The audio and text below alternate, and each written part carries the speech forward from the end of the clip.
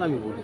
কিন্তু উৎসাহ যারা করছেন বা করছে, এই একটা মৃত্যু, এটা নিয়ে তো আমরা তো বেদনা হতো, এবং দফায় দফায় বিভিন্ন রকমভাবে হচ্ছে, সেটা তাদের দায়িত্বে নিয়ে হচ্ছে।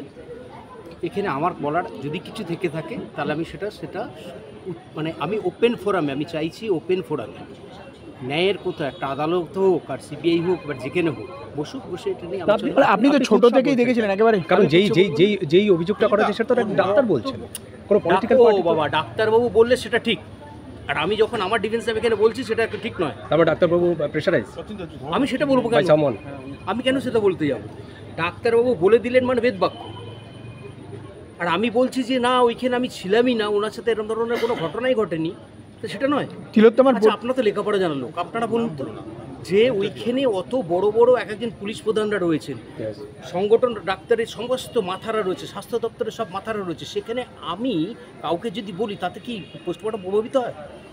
আমি বলছি এই তিলোত্তমার তো আপনি প্রতিবেশী, হ্যাঁ, একেবারে ছোট থেকে দেখেছেন, ফলে কাকু তো হতেই পারেন। আছি তো কাকু, নতুন আজও কাকু আছি, ও বেঁচে থাকলে তাই হচ্ছে। সেই অ্যাসপেক্ট থেকেই তো গেছেন। হ্যাঁ, তো ওর বাবা ডাকলেন তো আমাকে, ওর বাবা আজকে ডাইরেক্ট স্বীকার করলেন যে আমরা কোনো রকম তৎপর করিনি, এটা বলেছেন। হ্যাঁ, তো করিনি তো।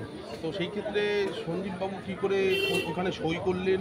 কোথায় সই করলাম? ওই ডেথ সার্টিফিকেটের ওখানে ডেথ সার্টিফিকেট আপনি সই করেছেন, বাবা বলেছে যে এটা আমরা বলিনি। ক্রিমিয়েশন, আরে বাবা, আপনারা সব গন্ডগোল করে ফেলেন।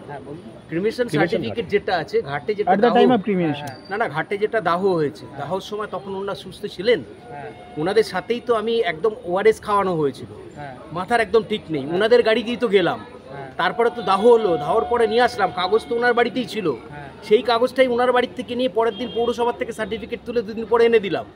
এখন ওনারা বলছেন ওনারা বিভিন্ন চাপে ট্রমা সদ্য সন্তানহারা, তাদের আরে একটা সন্তানহারা শুধু সেটা চাপ নয়, আর তার মধ্যে এত মিডিয়া, এত কথাবার্তা, এত কিছু, ওনাদের আমি কোনো দোষ দিই না।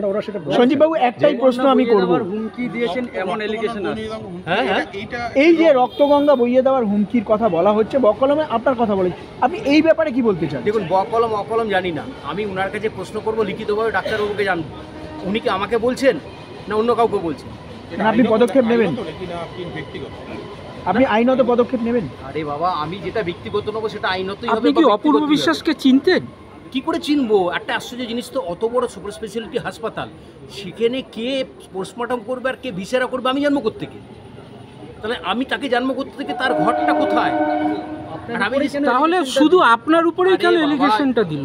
সব টার্গেট হয়ে গেছে। ওই যে প্রথম দিন যেটা বের করে দেওয়া হয়েছে, যেখানে সংবাদদাতা, এই মৃতদেহটা এসছে যে মারা গেছে সংবাদদাতা, তা আমাকে বলা হলো ওর নাম, স্পেলিং, এগুলো যা আছে ঠিকঠাক দেখে টেকে নিয়ে কাগজ রাখো, মাথা ঠিক নেই করে রেখে দেবো, সেই কাগজটা নেওয়া হলো। পোস্টমর্টমের সময় সিবিআই এর তরফে কি আপনার সঙ্গে কোনো রকম যোগাযোগ করা হয়েছে বা কোনো কিছু হয়েছে সিবিআই এর আমি তরফে? এখানে বলবো না, আজকে কোনো চিঠি চাপাটি করা হয়নি, কিন্তু নির্যাতিতার সাথে দেখা করতে আসলে কি কথা, মানে কি, যদি সেটা ব্যক্তিগত পোস্টমর্টমে ছিলেন আপনি? না, একদমই ব্যক্তিগত ব্যাপার।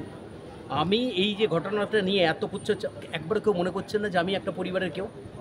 আমার মেয়ে রয়েছে, ভাই রয়েছে, তাদের শ্বশুরবাড়ি রয়েছে, সংসার রয়েছে, আমার বিজনেস রয়েছে। টার্গেট কি করে দেওয়া হচ্ছে? আমি অপরাধী না অপরাধীদের সাথে যুক্ত?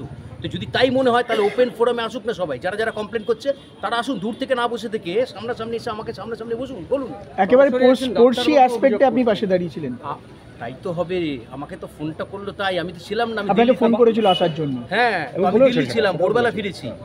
আমি অর্ধেকের দিন তো আমি বাইরেই থাকি, আজকেও তো আমি বাইরে থেকে এসেছি। আমি শুনছি যখন এই ব্যাপার হয়েছে, নেটওয়ার্ক আপনারা পাচ্ছেন না, কেউ বলে দিল পালিয়ে গেছে। আরে 2015 সাল থেকে আমি বাইরে কাজ করি। না, তিলোত্তমার বাবা মা আজকে বলেছেন আমরা তাকে বলেছিলাম, সেই জন্য এসেছেন, কিন্তু কোনো কাগজপত্র সই করার কোনো অনুমতি দেওয়া হয়নি। এইটি তারা পরিষ্কারভাবে জানিয়েছে আমরা কাউকে কোনো কাগজপত্র। আপনারা ঘুরে ফিরে যদি ওনাদের সম্পর্কে, বাবা মায়ের সম্পর্কে কিছু বলতে বলেন, আমি বলবো না, কারণ তারা তাদের বক্তব্য একবার বলেই দিয়েছেন যে ভাইয়ের মতন পাশে গেছে, করেছে সবটা। তারপরে খুঁচিয়ে বারবার কোথা থেকে কে কাকে কি প্রশ্ন করছেন, ওনারা শুনুন একই প্রশ্ন বারবার ঘুরিয়ে ফিরিয়ে করছেন, আর বিভিন্ন কারণে। ওদের কথা ভাবুন, ওরা যে সুস্থ আছে এটাই যথেষ্ট। এইটাই বারবার অভিযোগ করছে তার বাবা মা। কিছু অভিযোগ করেনি, আপনারা করাচ্ছেন সব। ভিআইপি ফ্যাসিলিটি কেন দেওয়া? লাস্ট একটা বলি, কাকে ভিআইপি ফ্যাসিলিটি দেওয়া হয়েছে? তার উত্তর তো দেওয়া হয়েছে, ভিআইপি, ও তো ভিআইপি। আমাদের একজন ওইভাবে একটা মেয়ে চলে গেল, সেই মেয়েটাকে তো যাতাভাবে যেতে পারে না। যখন হাসপাতালে নিয়ে গেছে, নিয়ম কী হচ্ছে, ওখানে একটা 84 বছরের বৃদ্ধ ছিলেন আর একটা ছিলেন। এবার বাবা মায়ের ওই করুণ অবস্থা, তার মধ্যে পোস্টমর্টম আগের দিন ওই রকম মারা গেছে। ওই প্লাস্টিকে ওখান থেকে জলটা বেরোচ্ছে স্বাভাবিকভাবে সব জায়গায় আপনারাও যাতে আন, আপনারা পাড়ায় পোস্টমর্টম বডি নিয়ে গেলে কি করা হয় আমরা একটু তাড়াহুড়ো করেছি। তাহলে না, একটা বলছি যেটা আপনার শেষ যেই- পদক্ষেপ কি নেবেন যেই মানে এই যে উত্তরটা- আপনার বিরুদ্ধে অভিযোগ শেষ কোথায় এখানে কোথায় শেষ হবে আমি কি জানি, আমি জানি না। কিন্তু আমি এখনো বলছি কেউ যদি মনে করে শেষ করতে, ওপেন ফোরাম একদম আসুক, সে আদালতে হোক আর এখানে হোক আর সিবিআইয়ের ওখানে হোক, যেখানে হোক সেখানে নিয়ে বসুক, দূর থেকে কাদা ছোড়াটা বন্ধ করুন। একটা বড় এলিগেশন আপনার আপনি উপরে কি চাপিয়ে দেওয়া এফআইআর হচ্ছে। কিছু ভাবছেন, মানে আইনত কোনো পদক্ষেপ নেওয়ার কথা repercussion ভাবছেন? সেটা আমি বাড়িতে ফিরি, আমি তো বাইরে ছিলাম, এসছি, আমি এসে লোকালি যেগুলো হচ্ছে যেখানে যেখানে গার্জিয়ানদের তাদের আমি জানাচ্ছি যে এরকম এরকম চলছে, এটাকে আমি কি করব। কারণ এখন তো জিনিসটা এখন আমার মধ্যে নেই, শুধু তো আমাকে প্রতিবেশীর মধ্যে রাখেনি কেউ। শুধু যদি প্রতিবেশী হতাম তাহলে তো আমি প্রতিবেশী হয়ে লড়তাম। না, সেই- অ্যাকিউজড করে দেওয়া হচ্ছে। দেখে দিচ্ছে তো, কেউ বলছে সিপিএম এর হারমাত, কেউ বলছে কুখ্যাত তৃণমূলের দুষ্কৃতী, তারা প্রমাণ করতে পারবে এসে অ্যাকিউজড করে দেওয়া হচ্ছে। এখন কিভাবে করছেন তারা, তারা তাকে এক একজন বড় বড় পদে আছেন। সঞ্জীব, এটা কি বাবা মার পয়েন্টের ভিত্তিতে হচ্ছেন? বাবা মা যে আজকে যে বয়ানটা দিলেন হঠাৎ করে আবার বলছি, বাবা মার সম্পর্কে কোনো কথা বলবেন না, তারা যে সুস্থ আছে বেঁচে আছে এটাই যথেষ্ট। বারবার তাদের খোঁজানো হচ্ছে বিভিন্ন ঠিক রকম আছে, এই উত্তরটা একটু শেষ করুন। সেটি হচ্ছে যে আজকে যদি ঠিক আছে। বলতে গিয়ে বলতে পারলেন না, দাদার সাথে কি হলো? সেখানে পার্থ ভূমিকা আছে, সেখানে সুবোধ অধিকারী, একাধিক বিধায়ক, সাংসদ। আমি ওনাদের সাথে কি কথা বলবো, জাস্ট কার্সি ভিজিট করলাম যে আমি ফিরে এসেছি, যদি দরকার হয় বলবেন, আমি আছি এখানে, যে কোনো ফোরামে আমি যেতে প্রস্তুত, সেটা বলতে কারা আসি। কারা ছিলেন এখানে? আছেন এখানে আমাদের বিধায়করা আছেন, আমাদের বিধায়ক সাহেব আছেন, পার্থ ভৌমিক সাহেব রয়েছেন, ইয়ে আছেন, সামদা আছেন, সবাই আছেন। কথা বললাম, আমি ওনাদের জাস্ট জানাতে এসেছি আমি আউট অফ স্টেশন ছিলাম, আমি ফিরে এসেছি। তারা আশ্বস্ত করলেন যে না, আশ্বস্ত, স্বাভাবিকভাবে আশ্বস্ত করবেন। আমি সোশ্যাল ওয়ার্ক করি, সোশ্যাল ওয়ার্ক কাজে রয়েছি, এরকম একটা কাজ করতে গিয়ে যদি কেউ ট্রিগার করে দেয়, পিছনে তো গার্জেন কেউ আছেই।